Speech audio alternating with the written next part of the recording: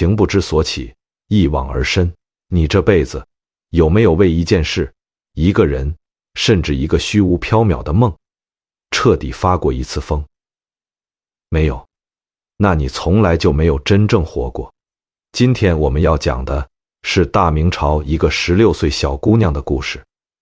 她没有上过战场，没有做过官，甚至连自己家的后花园都没去过，但她用一场梦、一幅画、一次死亡，掀翻了一个庞大冰冷的封建系统。这本书叫《牡丹亭》，作者汤显祖，写于1598年，距今400多年。但我跟你说，这本书里每一刀都捅在现代人的软肋上。先说女主角所处的那个系统，南安太守府，一座连鸟都飞不进去的深宅大院。女主角杜丽娘16岁，太守千金，她的父亲叫杜宝。大家注意，杜宝不是坏人，他是大明朝的顶级精英，封建官僚系统里最完美的执行者。他每天满脑子都是 KPI， 怎么把地方治理好，怎么往上爬，怎么光宗耀祖。在他眼里，女儿杜丽娘不是一个有血有肉的少女，而是他完美履历上的一件展品。要培养出一个符合所有社会规范的大家闺秀，将来好连个门当户对的豪门亲事。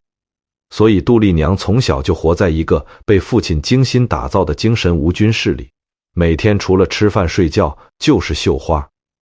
杜宝还专门花重金请了一位老古董教书先生，叫陈最良。这位陈老先生教杜丽娘读诗经，开篇第一首就是关关雎鸠，在河之洲，窈窕淑女，君子好逑。这明明是一首热烈奔放的情歌，但陈老先生是怎么讲的？他说：小姐，这首诗讲的是后妃之德，讲的是女人要端庄贤淑，不要有嫉妒心。大家发现这里的恐怖之处了吗？系统不仅限制你的身体，还要阉割你的思想，把所有鲜活的关于爱和欲望的东西强行解释成干巴巴的道德规范。在这个环境里长大的杜丽娘极其听话，极其乖巧。16年了，每天在自己那个小小的闺房里打卡上班，像一个没有任何自我意识的 NPC。 她甚至不知道，在自己家宅院的后面还有一个巨大的花开正艳的后花园。打破这个死水局面的是一个小人物，杜丽娘的贴身丫鬟春香。如果说杜丽娘是系统里的乖乖女，那春香就是这个严密系统里的小黑客。有一天，春香上课开小差，偷偷溜出去玩，回来后激动地对杜丽娘说：小姐，别看这破书了，后面那个大花园里花开得可好看了，咱们去逛逛吧。杜丽娘的第一反应是震惊，什么？咱家还有后花园？16岁的大小姐连自己家后院都没去过，听起来不可思议，但这正是古代理学的真实写照，大门不出，二门不迈。本来杜丽娘是不敢去的，但凑巧太守老爹杜宝这几天刚好下乡视察农业工作了。杜丽娘心里第一次燃起了一丝叛逆的火花，她决定去看看。第二天早上，为了这次游园，杜丽娘做了一件极其隆重的事，打扮剧本里写她群山艳晶晶，花簪八宝杆。她把自己打扮得漂漂亮亮，不只是女为悦己者容，更是为了去迎接她生命里第一个春天。当杜丽娘带着春香轻轻推开后花园那扇沉重的大门时，迎面而来的视觉冲击直接把她原本的世界观震碎了。没有老古板的教书先生，没有枯燥的四书五经，只有漫山遍野的春光，鸟语花香，生机勃勃。就在这个瞬间，杜丽娘唱出了中国戏曲史上最巅峰、最绝美，也最让人心碎的一段唱词。原来姹紫嫣红开遍，似这般都付与断井颓垣，良辰美景奈何天，赏心乐事谁家院。这句话翻译成我们现代人的大白话就是：天哪，原来这世界上的春光竟然这样绚烂。可是这么美的花，却只能在这堆破砖烂瓦里默默地开，默默地谢，根本没人欣赏。老天爷给了这么好的时光和风景，又有什么用呢？这是杜丽娘的第一次彻底觉醒。她看着那些尽情绽放的牡丹和芍药，突然意识到一个极其残忍的真相：大自然的春天是活着的，有生命力的。而我虽然才16岁，虽然长得如花似玉，但我的人生却是死的。我的青春就像这满园春色一样，被锁在高高的围墙里，无人问津，直到慢慢枯萎。这就是电影《黑客帝国》里那颗红药丸的味道。主角吞下去，看清了世界的真实面貌。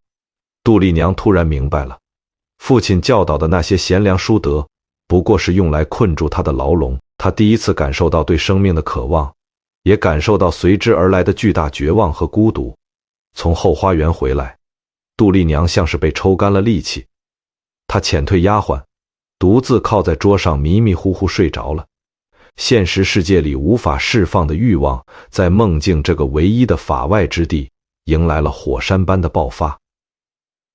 在梦里，一个年轻俊朗的书生，手里拿着半枝柳条，笑盈盈地朝他走来。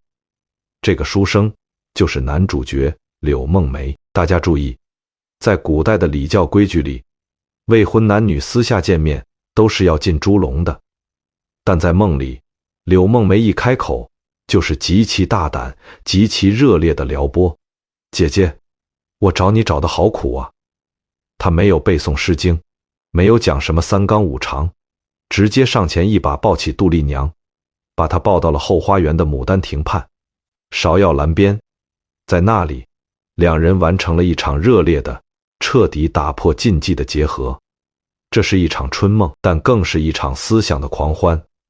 在这个梦里，杜丽娘彻底抛弃了那个太守千金的沉重外壳，变回了一个有血有肉、有渴望有激情的女人。那个拿着柳条的书生，不只是她的梦中情人，更是她被压抑了16年的自我意识的具象化。她在梦里爱的，其实是那个忠于自己、敢于释放欲望、敢于活出生命力的自己。就在梦境最甜美、最缠绵的时候，现实的冰水无情地泼了下来。女儿，大白天的，你怎么在这里睡觉？母亲杜夫人推门走了进来，一句话，梦碎了，柳梦梅消失了，牡丹亭不见了。杜丽娘猛地惊醒，满头大汗，睁开眼，依然是那个冰冷压抑、规矩森严的闺房。系统重启了，一切仿佛什么都没有发生过。但是对一个已经见识过春天、品尝过自由滋味的人来说，你还能让他假装什么都不知道，继续安心做那个没有灵魂的 NPC 吗？不可能了。那场梦就像一颗火种，落在了杜丽娘已经干涸的生命里。为了找回这个梦，她将做出一个让整个大明朝都为之胆寒的决定。她要用一种最极端的方式去硬刚这个荒谬的世界。梦醒之后的杜丽娘疯了一样的想回到那个梦里。第二天，她背着母亲再次偷偷跑进后花园，想去寻找那个拿着柳条的书生，想去寻找那座牡丹亭、那道芍药栏。但现实给了她狠狠一记重锤。园子里什么都没有，没有书生，没有温存，只有满地的落花和冷冰冰的石头。昨天在梦里有多火热，今天的现实就有多荒凉。大家试着代入一下杜丽娘的处境，你本来在一个暗无天日的牢笼里待了16年，以为世界本来就是黑的。突然有一天，有人给你开了一扇窗，让你看到了阳光，看到了自由，甚至让你体验到了极致的爱。然后啪的一声，这扇窗户被永远焊死了。系统告诉你，你以后还得继续在这黑屋子里待一辈子，还要嫁给一个你不认识的老学究。你受得了吗？杜丽娘受不了。从后花园回来后，她彻底崩溃了。在古代，这叫相思成疾。用我们现代的医学名词来说，他患上了重度抑郁症。他开始迅速消瘦，吃不下饭，睡不着觉。他的太守父亲杜宝急疯了，请了全城最好的大夫来看诊，但大夫开的都是治风寒调脾胃的药，怎么可能治得好一个系统觉醒者的心病？杜丽娘的身体正在以肉眼可见的速度枯萎，但实际上，这是她潜意识里做出的选择。既然我的身体被这个名为礼教的系统死死控制着，那我就毁掉这个身体，用罢工来抗议。眼看自己一天不如一天，连路都走不动了，杜丽娘知道自己快不行了。在这个离死亡越来越近的时刻，她做了一件极其震撼的事，这也是《牡丹亭》里极其重要的一折戏画像。在那个年代，女人是没有资格留下名字和画像的。史书对女人的记载往往只有某某事，如果能被详细记录，通常是因为她为了给丈夫守寡，把自己饿死了，换来一座贞洁牌坊。但杜丽娘偏不，她看着镜子里自己憔悴的面容，心痛得要命。她想，我才16岁，我生得这么美，如果我就这么无声无息地死了，这个世界上谁知道我曾经存在过？谁知道我曾经有过那么热烈的渴望？于是她强撑着病体，拿起画笔，对着镜子把自己最美的样子画了下来。不仅画了，还在画上题了一首诗，把那场隐秘的春梦暗藏在了诗里。各位，这哪里是在画画？这分明是他向这个抹杀人性的世界提交的最后一份存在证明。他在用这幅画呐喊：我来过，我美丽过，我有过欲望，你们休想把我当成一个没有灵魂的工具人。这幅画成了杜丽娘在这个世界上留下的唯一一个火种，也为日后男主角柳梦梅的登场埋下了最关键的伏笔。时间来到中秋之夜，外面是家家户户团圆的明月，太守府的深闺里，杜丽娘的生命走到了尽头。临死前，她把丫鬟春香和母亲叫到床前，交代了遗言。这段遗言极其硬核，极其叛逆。按照古代规矩，未出阁的女儿死了是不能进祖坟的，要在荒郊野外随便找个地方埋了。总之，死后的一切依然要听从父权安排。但杜丽娘连死都不按规矩出牌，她对母亲提了2个要求：第一，把我那幅自画像藏在后花园的太湖石底下；第二，不要把我葬在别处，就把我埋在后花园的那棵梅树旁边。为什么是梅树？因为在那个要了他命的春梦里，他和那个书生就是在梅树下相遇的。书生还对他说过：则待你忍寒温，伴我向梅花搭铺。连死他都要死在梦开始的地方。交代完这一切，杜丽娘闭上了眼睛。香消玉殒。读到这里，很多人会觉得杜丽娘好可怜，好柔弱，为了一个梦就死了。但我要告诉大家，如果你觉得她柔弱，那你就没有看懂汤显祖的降维打击。在一个连你穿什么衣服、读什么书、嫁给什么人，甚至脑子里想什么都要被死死控制的世界里，一个人唯一能完全彻底掌控的东西是什么？是死亡。杜丽娘的死不是病死，而是一场极其壮烈的精神自杀。面对父亲代表的那个庞大冰冷、不可撼动的封建礼教矩阵，一个16岁的少女打不过，逃不掉。但她没有选择妥协，没有选择像其他女人一样乖乖嫁人生子，而是直接掀翻了桌子。既然活人的世界里，我连做春梦的资格都没有，那老娘就不在这个维度跟你们玩了。我宁可死，也绝不在这个恶心的系统里苟活。这是一种向死而生的绝顶刚烈。正如现代社会里的我们，面对还不完的房贷、加不完的班、逼婚的父母，很多时候我们也觉得无路可退。杜丽娘用她的生命告诉我们，当现实无法突围时，哪怕毁灭自己，也要保全那份不被污染的自我。这就是400年前的大女主给我们留下的最震撼的骨气。故事讲到这里，女主角死了，太守府里哭声震天。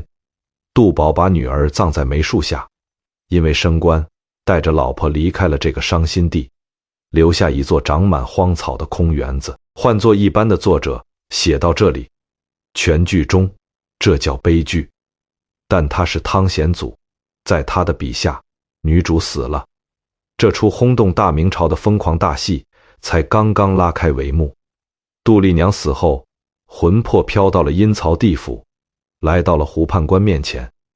大家注意，在所有人的刻板印象里，地府应该是阴森恐怖、严刑拷打的地方，对吧？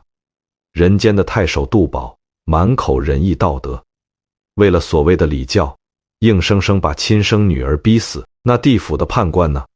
胡判官一拍惊堂木，调出杜丽娘的生死簿，一看愣住了，这女孩不是寿终正寝，而是因为思春而死。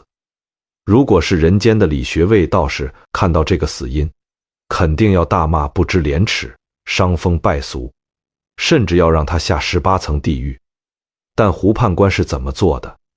他不仅没有用女德去规训，反而特地去查了姻缘簿，发现杜丽娘命中注定要和一个叫柳梦梅的书生结为夫妻。于是胡判官大笔一挥，既然你命不该绝，又有未了的情缘，那本判官就放你一马，赐你一张游魂通行证，你回人间找你的真爱去吧。各位发现这里的黑色幽默了吗？400年前的大明朝，人间的父亲要灭掉女儿的人欲，而地府的判官却尊重了女孩的爱情。地府的鬼居然比人间的官更通人情。汤显祖在这里埋下了一个极其辛辣的讽刺：当人间的体制已经扭曲变态到连人的基本生理和心理需求都要绞杀时，所谓的地狱反而成了唯一讲道理、讲人权的地方。拿着通行证的杜丽娘终于获得了她在活人世界里永远得不到的东西——绝对的自由。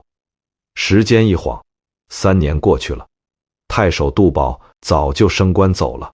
当年那个困住杜丽娘的后花园变成了一座荒草丛生的废墟，建起了一座梅花庵。这时候，我们的男主角，那个一直活在杜丽娘梦里，拿着半枝柳条的书生柳梦梅，终于在现实中登场了。柳梦梅是个什么处境？极其落魄的穷书生，不仅没钱，还得了重病，刚好流落到这里，在梅花庵里借宿养病。有一天，他在后花园的太湖石底下，无意中捡到了一个画轴，打开一看，正是杜丽娘临死前画的那幅绝美自画像。他根本不知道画里的女孩是死是活，是人是鬼，但他就是不可救药地迷上了这个纸片人。他把画挂在自己床头，每天对着画里的女孩痴痴地看，甚至对着画叫神仙姐姐，我的亲亲小娘子。吃饭的时候要叫画一起吃，睡觉的时候要对着画道晚安。他看似在发疯，但这正是柳梦梅这个人物配得上杜丽娘的原因。她和杜丽娘一样，骨子里都有那种为了美、为了情不顾一切的痴狂。她对着画的每一声呼唤，都像一个雷达信号，穿透了阴阳两界，精准地打在了正在后花园游荡的杜丽娘魂魄上。那天深夜，月黑风高，柳梦梅正坐在灯下对着画轴发呆。突然，咚咚咚，门外传来轻轻的敲门声。门一开，一个美若天仙的女孩站在风里，正是画里的那个人。这段情节如果只看表面，是一个带点中式微恐的浪漫人鬼恋，但如果换个角度去看，你会发现变成鬼的杜丽娘完成了一场不可思议的大女主觉醒。大家回想一下，3年前活着的杜丽娘是什么样子？连出个闺房门都要请示，在梦里被男人抱一下都会脸红心跳。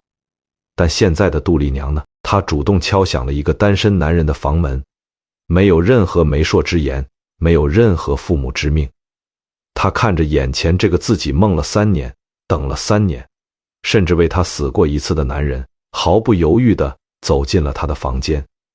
这个跨越阴阳的夜晚，不再是男人主导一切，杜丽娘完全掌握了恋爱的主导权。她勇敢地向柳梦梅表达爱意，两人在深夜里完成了那场迟到3年的结合。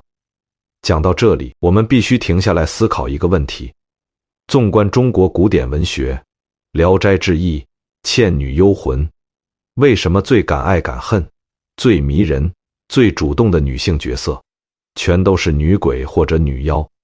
难道是因为古人喜欢重口味吗？当然不是，这是因为在中国古代那个密不透风的父权矩阵里，活着的女人是被剥夺了所有权利的 NPC， 她们是父亲的女儿，是丈夫的妻子，是儿子的母亲，唯独不能是她自己。只要你还喘着气，你就必须服从这个系统。所以，鬼在中国古典文学里根本不是什么恐怖元素，它是一种极其悲壮的隐喻。它隐喻着一个女人，只有在肉身被消灭，彻底被社会边缘化之后，才能摆脱所有道德绑架，脱离所有社会时钟，变成鬼的杜丽娘。不需要遵守女德，不需要在乎名节，不用考虑彩礼嫁妆，不用管门当户对，她获得了绝对的人身自由和婚恋自由。这不仅是古人的悲哀，也是对我们现代人的一记拷问。今天的我们明明拥有活人的身体和法律赋予的权利，但在面对感情时，我们是不是反而被房贷车贷、世俗眼光和所谓的性价比困住了？我们在现实中畏首畏尾，算计得明明白白，活得甚至还不如400年前的一个鬼来得痛快，来得纯粹。杜丽娘在柳梦梅的房间里度过了一段极其神仙眷侣的同居生活。柳梦梅沉浸在温柔乡里，以为自己遇到了下凡的仙女，可是好景不长。杜丽娘深爱着柳梦梅，她不想永远只做她在黑夜里的幻影，她想在阳光下堂堂正正地做她的妻子。于是在一个深夜，杜丽娘对着柳梦梅摊牌了：郎君，我跟你说实话吧，我不是仙女，我是这后花园原来主人的女儿，我已经死了3年了，现在是个鬼，但是只要你愿意，我可以复活，只是你需要帮我一个忙。柳梦梅吓出了一身冷汗。什么忙？杜丽娘指了指窗外的梅树，去把我的坟挖开，掀开我的棺材板。各位，挖太守千金的坟，在古代大明律里叫发冢，那是凌迟处死，诛九族的十恶不赦之罪。一个落魄书生，为了一个每天晚上陪自己睡觉的女鬼，敢不敢去犯这种杀头的死罪？事实证明，柳梦梅是个不折不扣的纯爱战神。为了让心爱的女人重见天日，她豁出去了。她找来了一个叫石道姑的帮手，两人趁着月黑风高，带着锄头铁锹，偷偷摸进了荒废的后花园。大家想象一下那个画面，半夜3更，阴风阵阵，两个人手心直冒冷汗，一点一点刨开梅树下的泥土，锄头碰到棺材板那一声闷响，绝对能让人心跳漏掉半拍。当柳梦梅颤抖着双手，咬着牙掀开那块沉重的棺材板时，奇迹出现了。没有腐败的尸骨，没有刺鼻的恶臭，棺材里反而飘出一阵奇异的幽香。16岁的杜丽娘肉身不腐，面色如生，就像刚刚睡着了一样。柳梦梅赶紧把她抱出来，放在温热的被窝里，灌下还魂的汤药。过了一会儿，杜丽娘长长的吐出一口气，睁开了眼睛，她复活了。但复活只是这场战役的开始，真正的挑战在于，当一个已经死过一次的人，带着自己的独立意志，重新回到活人的世界，这个僵化腐朽的系统能容得下他吗？杜丽娘活了，但两人根本不敢声张。为什么？因为在世俗眼光里，柳梦梅是个十恶不赦的盗墓贼，而杜丽娘是一个没有父母之命。媒妁之言，就跟男人私定终身的荡妇。如果留在原地，分分钟会被沉江或者进猪笼。于是两人做了一个极其果断的决定，连夜雇船私奔，他们逃到了临安，也就是今天的杭州。在那里，柳梦梅为了给两人的未来争个名分，决定去参加科举考试。这时的杜丽娘已经完全不是当年那个连后花园都不敢去的娇弱千金了。死过一次的她，不再畏惧任何世俗的眼光，她明确地知道自己要什么：自由、爱情，还有堂堂正正做一个人。而在另一边，杜丽娘的父亲，那个满脑子 KPI 的太守杜宝，正在干什么呢？他升官了，成了平定叛乱的朝廷大员。在他心里，女儿3年前就已经死了，现在他唯一的软肋也没了。他彻底化身成了大明王朝一台无情的维稳机器。柳梦梅在杭州考完试，榜单还没公布，就听说了岳父杜宝在淮安打仗。他心想，我现在好歹也是个准进士了，去找老丈人报个喜，说你女儿活了，咱们一家团圆吧。柳梦梅兴冲冲地跑到杜宝的军营，一见面就喊：岳父大人，受我一拜，我是你女婿，你女儿丽娘还活着，跟我在一起呢。大家猜杜宝是什么反应？惊喜、痛哭流涕？完全没有。杜宝的反应是狂怒，他大吼一声：一派胡言！我女儿3年前就死了，我是亲手把她埋下去的。你这个穷酸书生是从哪儿冒出来的？骗子！你肯定是个盗墓贼，挖了我女儿的坟。杜宝根本不给柳梦梅解释的机会，直接叫人把她绑起来，一顿毒打，差点把柳梦梅打死。这段剧情看似荒诞，但背后藏着汤显祖极其深刻的社会批判。杜宝为什么不相信女儿还活着？因为在他的认知系统里，死而复生不符合常理。千金小姐跟穷书生私奔，更是违背3纲5常。杜宝代表的就是那个僵化冷酷的封建秩序。在这个秩序里，一切必须按规矩来，任何超出规矩的东西，哪怕是亲生女儿的奇迹生还，在他眼里也是妖孽，是必须被消灭的系统 bug。 杜宝宁可接受女儿已经死透了的现实，也绝不接受一个敢于追求自由、未婚私奔的活生生的女儿。事情越闹越大，恰好这时候科举放榜了。柳梦梅不仅考上了，还考了全国第1状元。一边是朝廷平乱的功臣杜宝，一边是新科状元柳梦梅。两人为了杜丽娘到底是人是鬼，死磕到底。官司一路打到了大明朝最高权力中心金銮殿皇帝的面前。皇帝把杜丽娘也传唤到了大殿上，为了辨别真假，皇帝甚至拿出了一面照妖镜来照杜丽娘。镜子照出来有影子，确确实实是个活人。面对铁证如山，皇帝也惊呆了，只好承认这是京城所致，金石为开，下旨赐柳梦梅和杜丽娘完婚。但最震撼的一幕，不是皇帝赐婚，而是杜宝的反应。哪怕皇帝都发话了，杜宝依然死鸭子嘴硬。他指着杜丽娘骂道：就算你是活的，但你没有父母之命就跟男人睡觉，你不知廉耻，你不配做我杜家的女儿，我不认你。面对代表着最高封建权威的父亲，已经觉醒的杜丽娘没有哭泣，没有下跪求饶，她在大殿之上当着皇帝和满朝文武的面，极其硬气地反驳了回去。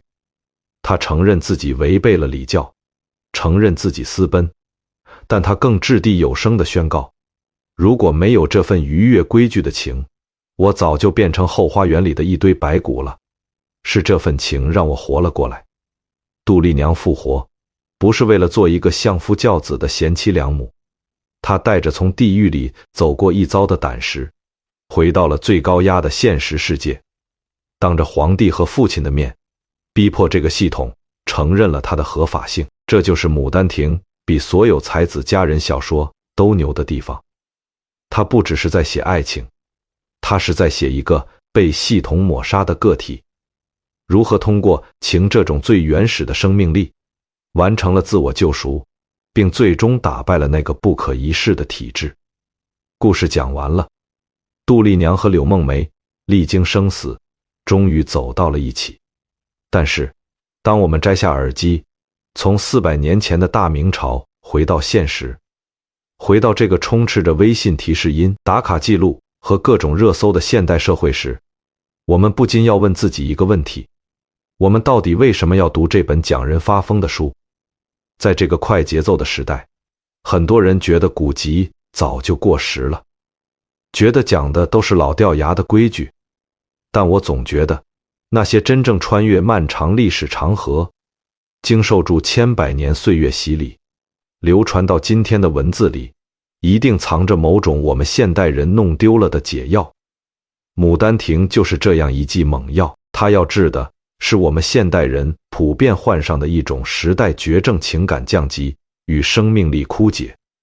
你看我们现在的社会，科技越来越发达，算法越来越精准，我们每个人都被教导要做一个聪明人。我们找工作要看投入产出比，我们谈恋爱要先盘算对方的学历、家境，甚至原生家庭，美其名曰门当户对，避坑指南。我们在职场上受了委屈，不敢翻脸，因为要还房贷；我们在感情里受了伤，连朋友圈都不敢发，因为要做一个情绪稳定的成年人。我们太理智了，理智到几乎像是一台台只会计算利弊的精密仪器。我们不再相信一见钟情，我们嘲笑纯爱战神，我们把所有奋不顾身的冲动都贴上恋爱脑的标签，然后避之不及。结果是什么呢？结果是，我们看似拥有了古人无法想象的物质财富和人身自由，但我们的内心却活成了一座长满荒草的废弃后花园。我们安全了，但也麻木了。这个时候，你再回头看看杜丽娘，她有什么？她什么都没有，她连自己家后花园的门都出不去。但当她见识到了生命中哪怕只有一丝一毫的美玉春光时，她做出了什么选择？她没有权衡利弊，没有计算沉没成本，她像飞蛾扑火一样，把自己所有的生命力倾注在了一个连名字都不知道的幻影上。情不知所起，一往而深。生者可以死，死可以生。